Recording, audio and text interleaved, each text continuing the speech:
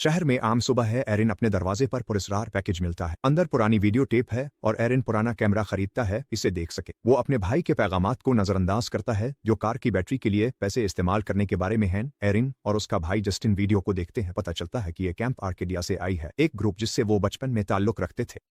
Screen पर ऐना जाहिर होती है, सब खैरियत से खुश हैं, उरूज के मुंतजर हैं। जस्टिन नाराज उसके भाई ने इस कैमरे के पैसे खर्च किए। एरिन नजरअंदाज करके कहता सब जिंदा है। माजी में जस्टिन ने कहा ग्रुप सब कुछ खत्म कर देगा, जबकि एरिन कैंप आर्केडिया को एक कम्युनिटी के तौर पर याद करता है। जस्टिन कहता है कि वो एक यूएफओ मौत का फिरता है और उरूज मरने का मंसूबा है। बाद में भाई अपनी सफाई की नौकरी पर वापस चले जाते हैं। वो दोपहर के खाने में फौरी नूडल्स खाते हैं और एरिन कैंप आर्केडिया का जिक्र करता रहता है, अच्छी खुराक मिलती थी। एरिन जस्टिन के बाल काट रहा होता है और एरिन कहता है कि कैंप कोई फिरका नहीं था, इससे मौत के बारे में कोई बात याद नहीं। जस्टिन यकीन है कि वो एक फिरका थे और जब वो फरार हुए तो उसने अपने भाई को बचाया, इसलिए उन्हें सेशंस जारी रखनी चाहिए वरना उन्हें इमदाद नहीं होगी। एरिन दी प्रोग्रामिंग पर नहीं जाना चाहता और कसदना जस्टिन के बाल खराब काट देता है, गुस्से में निकल जाता है। जस्टिन अपने सेशन में जाता है जहां वो जानता है एरिन नाखुश है और वो नींद में रोता है। जस्टिन को लगता है एरिन नाराज है कि उसने उन्हें फिरके से निकाला और मीडिया से बात की, लेकिन जस्टिन के लिए खुद से सोचना अहम है। वो एरिन का ख्याल से थक चुका है। भाई अपने माली मसाइल पर बात करते हैं, इसलिए कि कोई भी साबिक फिरका परस्तों को मुलाजमत नहीं देना चाहता, इसलिए उनके लिए दोस्त बनाना मुश्किल है। एरिन एतराफ़ करता है कि वो एक दिन के लिए कैंप आर्केडिया वापस जाना चाहता है ताकि अलविदा कहे और आखिरकार जस्टिन मान जाता है। बाद में थेरापी में एरिन कहता है कि वो जानता है कि जस्टिन नाकाम है और उससे एरिन को लगता है कि इसकी अपनी जिंदगी पर कोई कंट्रोल नहीं है। वो अपने भाई के साथ ऐसा नहीं कर सकता। बाद में भाई सान डियागो जाते हैं ताकि कैंप जाए। उनका झगड़ा दोबारा शुरू हो जाता है। एरिन कहता है कि ये कोई फर्का नहीं था, ये एक कम्यून था, लेकिन जस्टिन इससे मुत्तफिक नहीं होता। वो ग्रुप की मौत, जंगल में नामालूम देवता की पूजा और खस्सी करने का जिक्र करता है, लेकिन एरिन को उनमें से कुछ भी याद नहीं आता। बहन भाइयों के वालिदैन साल पहले एक कार हादसे में मर गए थे और वो हादसे की जगह से गुजरते हैं तो रोक कर तज़ीम करते हैं। एरिन देखता है कि किसी ने एक तस्वीर छोड़ी है, लेकिन जस्टिन कहता है कि उन्होंने सालों पहले बनाई थी, जो नहीं बताता कि नई क्यों लग रही है। सड़क के साथ कुछ अजीब लाठियां भी हैं। जस्टिन को अजीब लगता है जब वो देखता है कि सड़क के दोनों तरफ एक जैसा नजर आता है, लेकिन जब वो दोबारा मुड़ता है तो सड़क बदल चुकी होती है। वो फैसला करता है कि उन्हें चलना चाहिए, लेकिन एरिन को गाड़ी चलाने की इजाजत नहीं देता। सड़क के आगे वो काल को चलते हुए देखते हैं। जब वो कैंप आर्केडिया पहुंचते हैं तो वो दाखिले पर डेव को एक अजीब मुस्कुराहट पाते हैं, लेकिन वो कुछ नहीं कहता। हाल उनका गर्मजोशी से इस्तकबाल करता है और बहन भाइयों को खाने ले जाता है। उनकी टिम, अना, शैन से मिलते हैं, मैं लीजी से भी मिलते हैं। डेव बैठा है, अजीब मुस्कुराहट कभी गायब नहीं होती। अना तबसरा करती है कि भाई कितने बड़े हो गए हैं, समझता कि कैंप में लोग अब भी वैसे नजर आते हैं। भाइयों को पता चलता है बियर पी रहे हैं, यहीं बनती है और इसे बेच कर पैसा कमाते हैं, उनकी आमदनी का जरिया है। फिर भाई सामान बेडरूम में छोड़ते हैं जहां उन्हें एक पोस्टर मिलता है जिस पर लिखा होता है, बड़ा करम खामोश रहे। आरोन कहता है कि वो अना में दिलचस्पी है, लेकिन जस्टिन कहता है कि वो सब इससे 20 साल बड़े हैं, वो ऐसे नहीं लगते। जस्टिन दौड़ने जाता है। लोग यहाँ कम्यून में खुश हैं। सड़क पर पहुंचता है, काल दोबारा गुजरता है, सलाम नहीं। ग्रुप आग के गिर्द जमा होता है पीने और मजे के लिए। हाल जस्टिन को अपने केबिन में मदऊ करता है, इसे अपने बोर्ड पर एक मसावात दिखाए जो अभी तक हल नहीं कर सका। वो सोचता है भाई क्यों लूटे, और जब जस्टिन वीडियो का जिक्र करता है तो हाल कहता से नहीं मालूम वो क्या कह रहा है। हाल वजाहत करता है उरूज का कभी मौत से कोई ताल्लुक नहीं रहा और उनसे बड़ा कुछ वहां बाहर है। बाद में वो बाहर वापस जाते हैं जहां शैन करतब दुखा रहा है। जस्टिन एक कार्ड चुनता है, शैन इसे पहचानता है। जस्टिन कहता है यह गलत है, शैन कुछ और करता है। वो एक गेंद फेंकता है, लेकिन यह वापस नहीं आती जब तक कि शैन जस्टिन का हाथ नहीं खोलता और गेंद हथेली पर आती है। एरिन अना के साथ बात करता है जो कैंप के लिए कपड़े बनाती है। वो उसे केबिन में बुलाती है ताकि डिजाइन दिखाए और एरिन बताता है कि जिंदगी नापसंद है। ग्रुप रस्सी के गिर्द जमा होता है जहां वो जिदोजहद का खेल खेलते हैं। एक शख्स को रस्सी खींचनी होती है ताकि उनकी जाती जिदोजहद को जाहिर किया जा सके। जस्टिन को यकीन है कि डेव एक सीढ़ी पर है, अंधेरे में रस्सी को पकड़े हुए। एरिन पहले रजाकार बनता है, लेकिन इसकी कोशिश नाकाम हो जाती है। वो दोबारा कोशिश करने पर इसरार करता है और इस बार वो रस्सी को बांध लेता है। मंसूबा काम करता है और वो रस्सी को खींचने में कामयाब होता है, फतह का दावा करता है। हाल जस्टिन से कहता है कि अगला जाए और समाजी दबाव में आ जाता है। जस्टिन रस्सी को खींचे, लेकिन रस्सी इसे गिरा देती है जिससे इसका हाथ जख्मी हो जाता है। जस्टिन देखता है कि डेव हुजूम में है, जिससे वो सोचता है कि रस्सी को कौन पकड़े हुए है क्योंकि सब लोग वहां मौजूद हैं। बाद में लीजी जस्टिन के जख्म की देखभाल करती है और जस्टिन एक तस्वीर देखता है जो उसने आसमान पर दो बड़ी आंखों की बनाई है। हाल आता है और मुआफी मांगता है और जस्टिन से कहता है कि लीजी के साथ मजा करे, वो सिगरेट निकाले। जस्टिन इन बातों से खौफजदा हो जाता है और रात जाने का फैसला करता है। वो अपने केबिन की तरफ वापस चलता है एरिन के साथ, जो एक दिन और रुकने की कहता है। जस्टिन को पसंद नहीं लेकिन मान जाता है एरिन बेहतर है। वो चलते हैं तो टिम को एक बंद दरवाजे के सामने खड़ा देखते हैं और बूढ़ा आदमी वजाहत करता है वो शराब बनाने सामान रखते हैं। अपने केबिन के बाहर भाइयों को एक और पोस्ट अट नोट मिलता है। जस्टिन सो नहीं सकता और एरिन को बात करने को जगाता है और एना के बारे में पूछता है। एरिन मानता है कि वो छेड़छाड़ कर रहे हैं, हालांकि जस्टिन इसके लिए खुश है। वो कहता है कि एना पहले एरिन में दिलचस्पी थी, जो अजीब था क्योंकि वो इस वक्त नाबालिग था। अगले दिन बहन भाई जंगल में शूटिंग करने जाते हैं।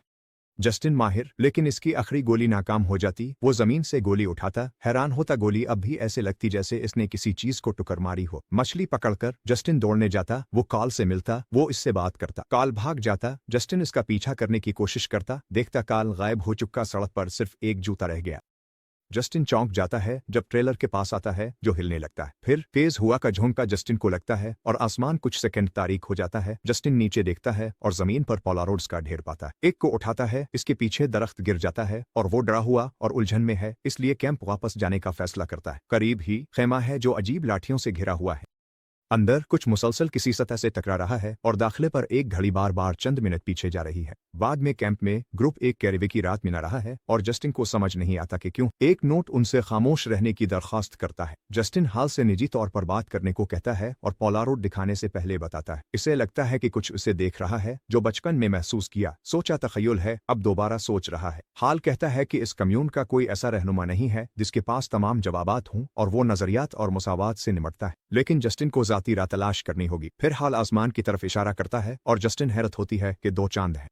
हाल दो चांद सच्चाई हैं और तीसरा चांद उरूज बराबर होगा। वो जस्टिन को कहता है कि वो पोलारोड मकाम पर जाए ताकि जवाबात ले सके। एरिन करोकी से लुत्फ अंदोज होता है और अना इसे कायल करती है कि वो इसके साथ तफरीही अप्रज शेयर करे।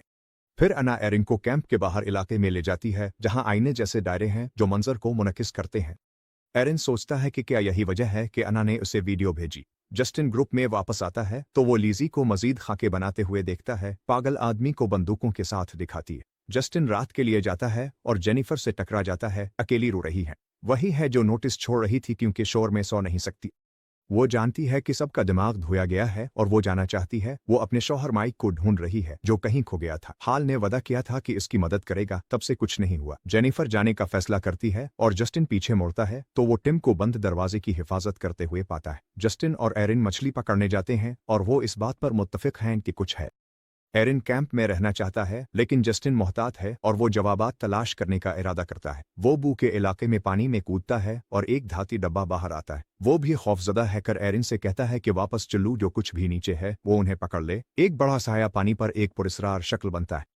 भाई साहिल पर पहुंचते हैं तो वो डब्बा खोलते हैं, पत्थरों के नीचे उन्हें एक और टेप मिलती है।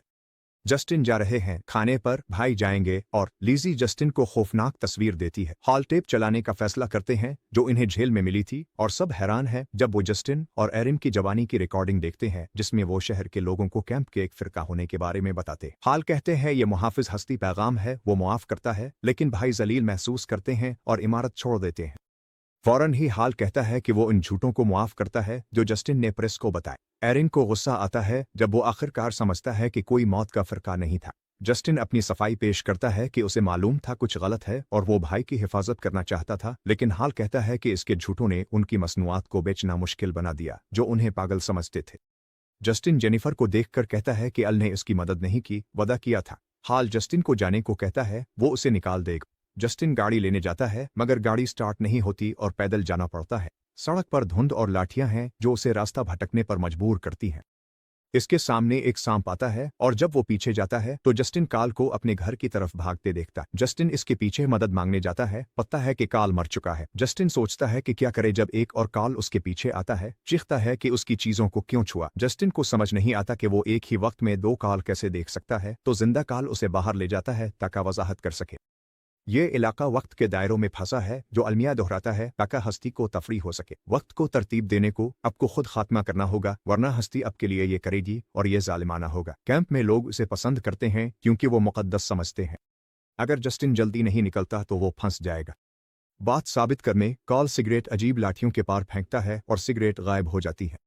फिर कार्ल इसके पीछे जाता है और वो भी गायब हो जाता है। कार्ल घर से बाहर आता है, जस्टिन को डरा देता है, लेकिन वो तैयार है कि इसे बचने का तरीका बता सके। पहले बतौर अदायगी बंदूक चाहता है। कार्ल जल्दी से नक्शा बनाता है ताकि जस्टिन को केबन बता सके जहां तक इसके पास हथियार हैं। वो उसे एक कंपास भी देता है जिस पर जस्टिन को आंखों की बजाय भरोसा करना होगा।